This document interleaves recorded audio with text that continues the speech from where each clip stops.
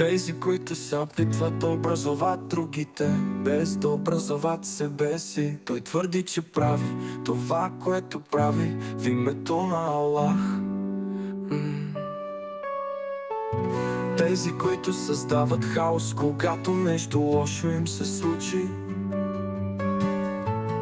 Тези, които са изгубени в собствената си реалност. Не е ли време да се събудим?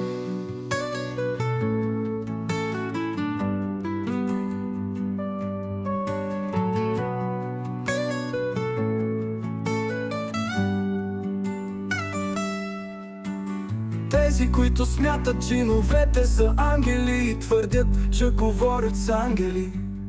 Онези, които се бунтуват срещу своя Господ и твърдят, че говорят с ангели. Тези, които забравят, че всички същества са специални и смятат себе си за превъзхождащи другите, за да бъдат щастливи в живота. Първо тези, които не са доволни от себе си. Не е ли време да се събудим?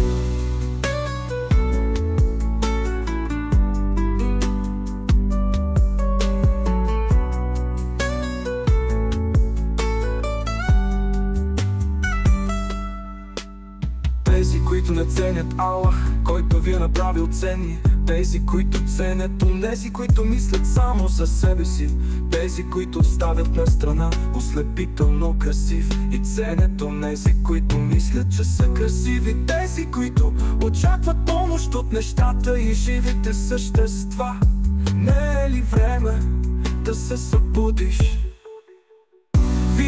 Какво ти казва Ертем, когато съчетаете науката с исляма? Когато за първи път се довериш на себе си и се образуваш. Когато започнеш да се наслаждаваш на живота. Когато се обедините с една сила, едно сърце, една цел. Може ли някой да бъде по-щастлив от теб?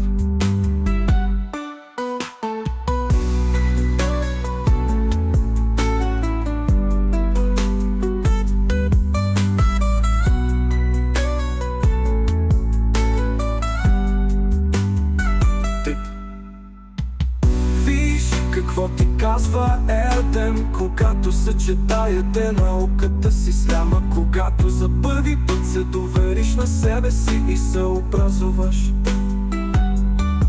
Когато започнеш да се наслаждаваш на живота. Когато се обедините с една сила, едно сърце, една цел. Може ли някой да бъде по-щастлив от теб?